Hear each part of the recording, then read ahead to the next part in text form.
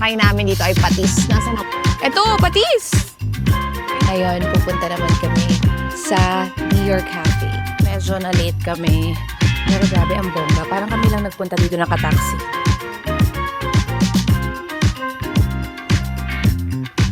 Ganda! Ang saya-saya ng vibe here!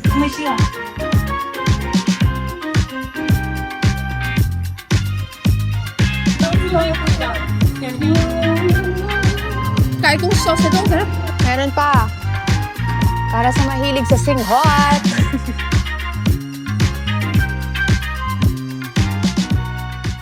Hi! Yan. Lola, welcome to my vlog. Pupunta kami ngayon sa Reclining Buddha Wat po. Grabe, alas 12 na. Ang tagal mag-ayos. Pero gusto namin yung ganito, chill-chill lang. Wala kaming hinahabol na oras. Matutulog kami hanggang gusto. Yay. Ano yan? Video yan. Ayan. O, tama, hindi ako mukhang mataba. Gusto niya. Yan. Yan yung Maxi coordinates from HCP. Maraming kulay niyan, May. Kolektahin mo na. Oh my, super init. Kailangan nyo ng sunblock. So, nandito na kami sa Wat Po. So, we decided to just visit one temple in this trip. So, we're going now. Entrance. Alin?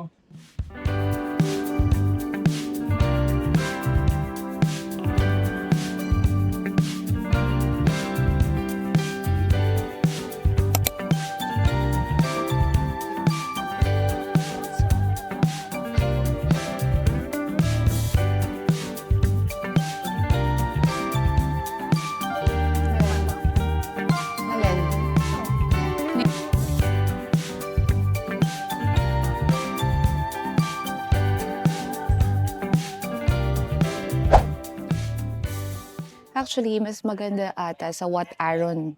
Kaso lang, tatawid pa ng ferry. So, dito na lang. Cute din naman yung malaking natutulog na Buddha.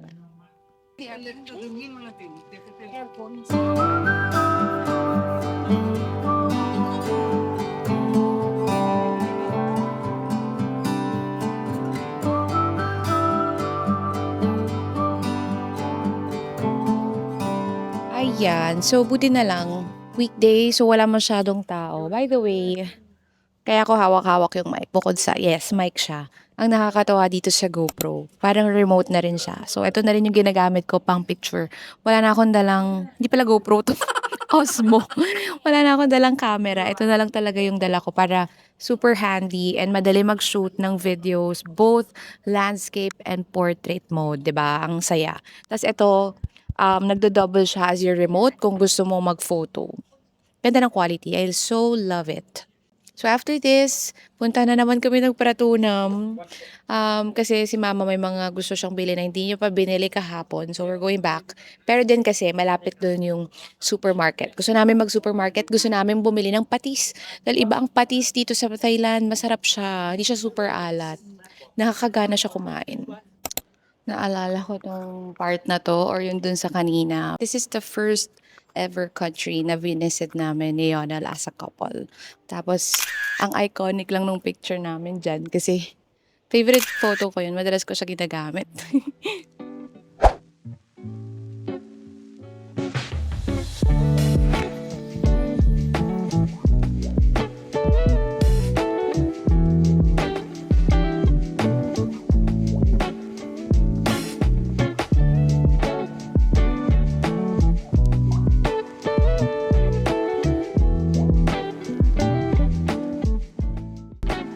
Ang daming tao.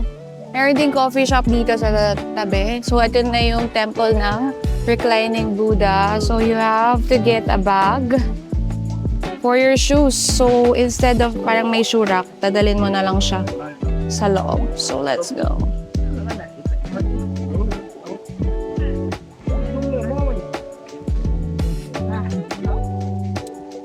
So, dala-dala siyang ganyan.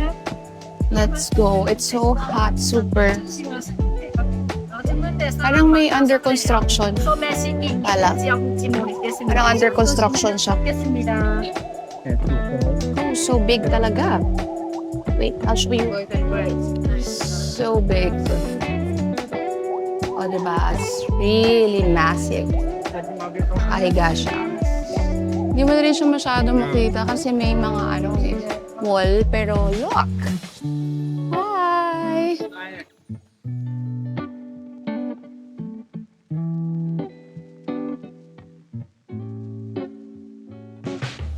Hello! So, nandito na kami ngayon sa Big C Supermarket para mag-grocery sa Bangkok.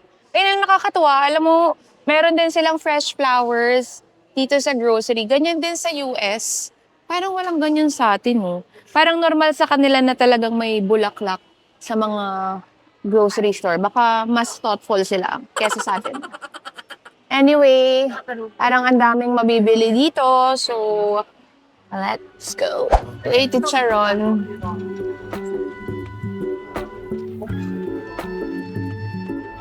Ayan. Ang sakit na ng balakang ko. Alam mo, all throughout the stay, ay ano lang naman kami, puro Grab or Bolt. Pero syempre, di pa rin maiwasang maglakad-lakad kasi may mga times na naliligaw ka. Kasi hindi naman lahat pwedeng hintuan ng Grab. So may mga times na pupunta ka sa pick-up point, naliligaw ka. Nakakapagod. Di pa ako nakakapag-massage. So nakakapagpa-massage. So maybe later. By the way, ang pinaka pakay namin dito ay patis. Nasaan ang patis? Eto, patis! Ayan na! Kaso anong alam natin dyan? Apakadaming patis niyan. Hindi rin naman ata patis yung tawag mo. Ito, ang binibili ko sa SM. E di sa SM ka na lang bumili. Ang gusto ko yung naka-repack. Yung mga libre nila pag sa karinderya, di ba? Daming tao dito, both tourists and locals. Kasi ito yung, according to ChatGPT, ito daw yung mura na grocery here in Thailand, Bangkok. So, dito tayo. Also, nirecommend nito ng friend ko na parati nandito sa Bangkok.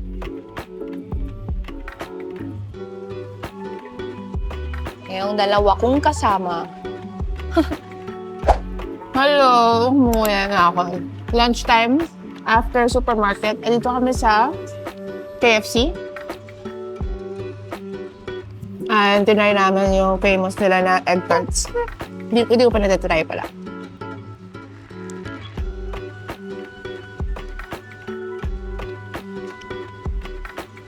Let's try the egg tart.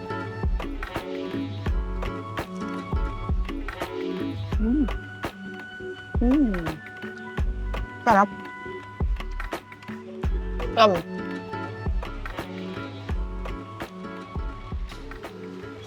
Yes, hello. We're back in the hotel. Nag-freshen up lang at binaba yung aming mga napamili. Ngayon, pupunta naman kami sa Dior Cafe. So, Dior Cafe and Louis Vuitton Cafe. I'm not sure about this. I-check ko muna. Pero parang yan lang daw ang LV and Dior Cafe in Southeast Asia. Kaya syempre, hindi natin yan palalagpasin. Doon tayo magkakape para sosyal. Yay! So, nito kami sa lobby again. So, this has been our routine. Baba ng lobby, tapos maghihintay ng Grab. By the way, nag-stick na ako sa Grab kesa sa Bolt. Kasi parang parang mas familiar ako kasi Grab na rin yung gamit ko. So, kung ano yung gamit mo na app sa Philippines, yun din yung gagamitin mo here. Pink taxi! Let's go!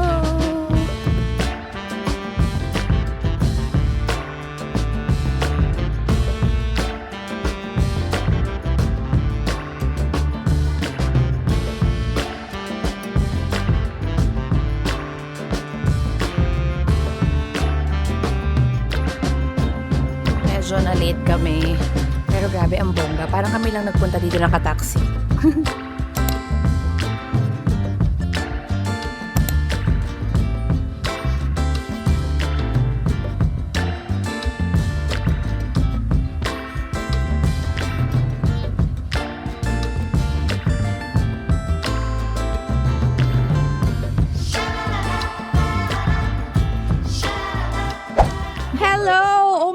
I'm so excited to share with you yung aking new discovery. I don't know, sikat naman ata to.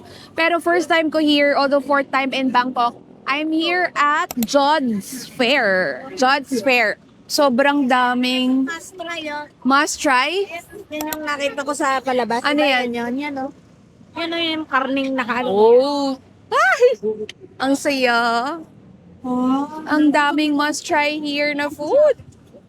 Punta kayo dito. Yung vibe pa lang niya, sobrang saya na. Uy, may live music din. Eee, ganda. Ang saya-saya ng vibe here. O, diba? Wow, pwede ka rin dito parang sa Vietnam. Oo. Oo, saksakan mo natin. Ay, mga ribs na gusto mo, oh. Ayan.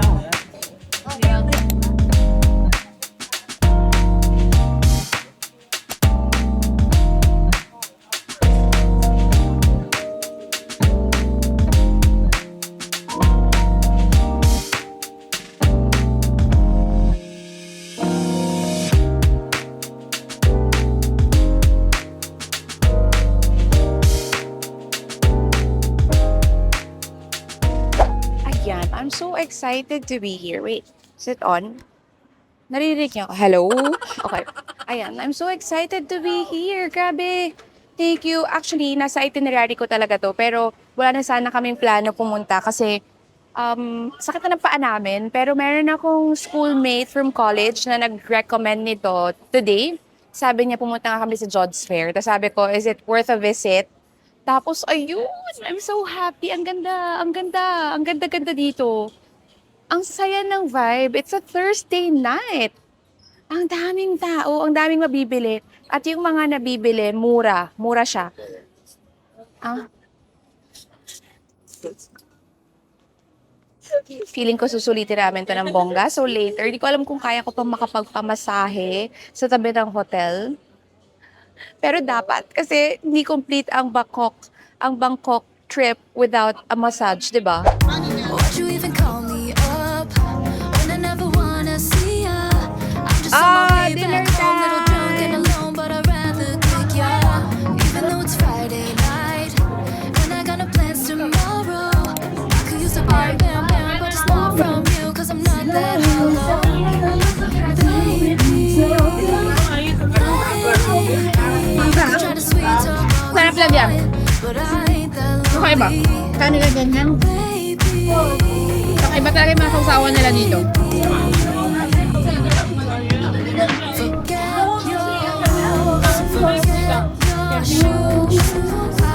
Kahit yung sauce nito, sarap.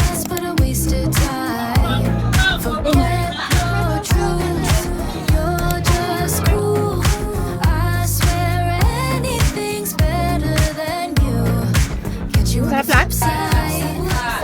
Hello! We are back here in the hotel. At ngayon ay ito na yung most dreaded part. Kailangan namin mag-ayos ng aming bagahe because our flight is tomorrow after lunch. Pero syempre, kahit after lunch yun, kailangan mas maaga kami sa airport and ang hassle na kung tomorrow kami mag-aayos, so mag-aayos na kami today. By the way, galing kami ngayon sa Jodd Fairs. Yun pala yung tama, hindi pala Jodd's Fair. Jodd Fairs. And I highly recommend na pumunta kayo doon. Parang hindi siya masyadong sikat na puntahan compared to other night markets. Pero, ayun, buti na lang nagpunta kami kasi ang saya. Kahit na Thursday night, ang daming tao. I think that's the highlight of our trip, yung Jodd Fairs na yun. Kasi, ang saya ng vibe niya, tas ang daming pagkain, ang daming mabibili, and also, parang doon pinakamumura yung mga bilihin. So, pakita ko yung mga ibang nabili ko sa inyo. Nakabili ako doon ng sandals for me. Ewan ko, cute siya. Cute siya pagsuot. Ito siya. Ito is 200 baht. Tapos nakabili rin ako ng ganitong kalaking bag pang pasalubong. So, lumalabas to. Ano yun? 3 pieces for 500 ata. Or 3 for 400. No, 3 for 500. So, parang 100. Hindi, 3 for 400 tama. 3 for 400 lang. So, di ba, mura lang siya. Parang 300 pesos lang isang ganito. Nili ko rin si Jace nung sandals na yon kagaya sa akin, pero in off-white. So, cute, di ba? Cute siya. 250 baht lang to. So, it's less than 500 pesos. So, meron doon 100 peso shop. So, everything 100. Doon nakabili ako for Jace. Kasi si Jace nahihirapan na. Kasi yung sa 100 peso shop na yun, ang liliit talaga nung tinda. Eh, sa HTP kasi, wala na nung size ni Jace, alanganin. Twin kasi siya, di ba? Ang HTP kids kasi is from 2 to 8 years old. Tapos next one, adult na. Which is size ko na yung smallest. Nakabili ako dun for Jace ng ganitong top. Pang teen lang, ayan. And to, t-shirt lang, ganyan. 100 baht, so that's 180 pesos. Binili ko rin si Yani ng top na mga super na sexy. Kasi yung mga ganito wala sa HTP. Yun. Ako wala. Wala akong for myself na damit. Okay na ako sa HTP. No, nakabili rin ako ng inhaler. This is for 140 baht. And ito, pabili ni Yani daw to.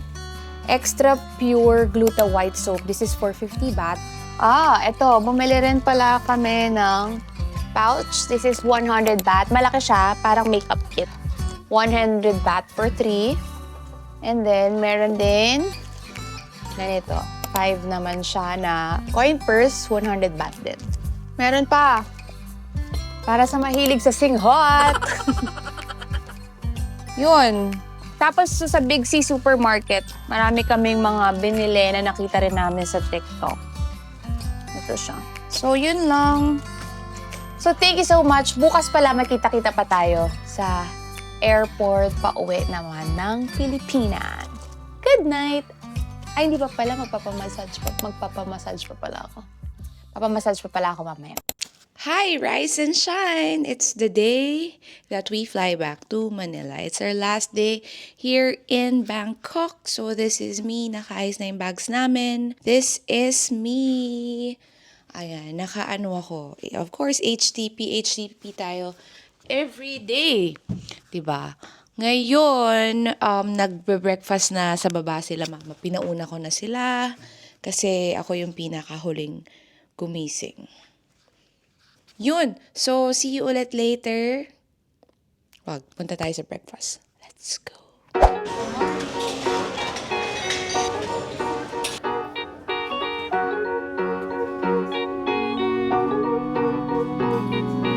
Way back when, for the grown-up phase we won.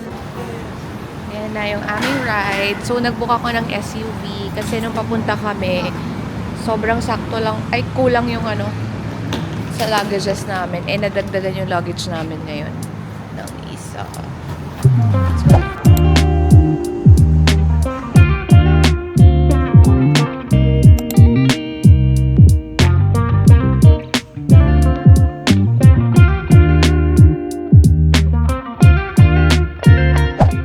Ayan, sobrang sakto lang nung nung baggage namin. Tapos pwede pa naming isama sa check-in yung isang hand carry kasi puno daw yung flight. So di ba ganun, kapag last minute pinapahabol nila sa check-in. So ngayon, dito pa lang sa check-in counter, sinama na namin siya. Kaya, isa na lang yung hand carry namin. Gagamitin ba?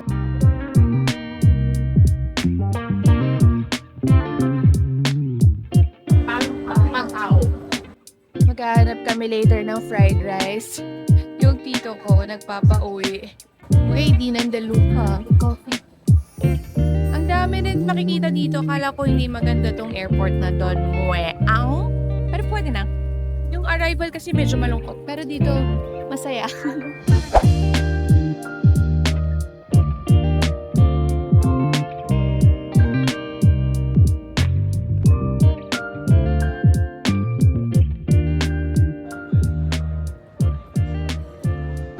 Hello! So, nakaupo ako ngayon dito na sa may gate namin sa airport. Yun nga, nasabi ko na rin kanina. Pero nakakatawa, masaya yung airport. Ang daming tao, sobrang daming tindahan. First time ko kasi dito sa Don Mueang Airport. Di ko alam pag-pronounce. Lagi ako doon sa Suburbini Airport.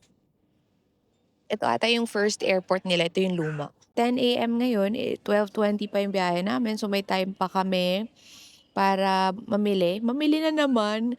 Kasi gusto namin mag-uwi ng food. Fried rice sana and mango sticky rice. Tapos, nakita ko may spa dyan. Nabitin ako sa spa kahapon. Hindi ako natuloy dahil yung 24 hours na kapitbahay ng hotel. Pinuntahan ko siya around 1 a.m. na kagabi. Tapos, sarado. Daya. So, dito may nakita ko. So, baka doon tayo. OMG. Ito pa rin ko ng pangarap ko tayo massage. Gusto pa talaga sa airport. Let's see. Kaya ba? Oh, 30 minutes. Back shoulder massage.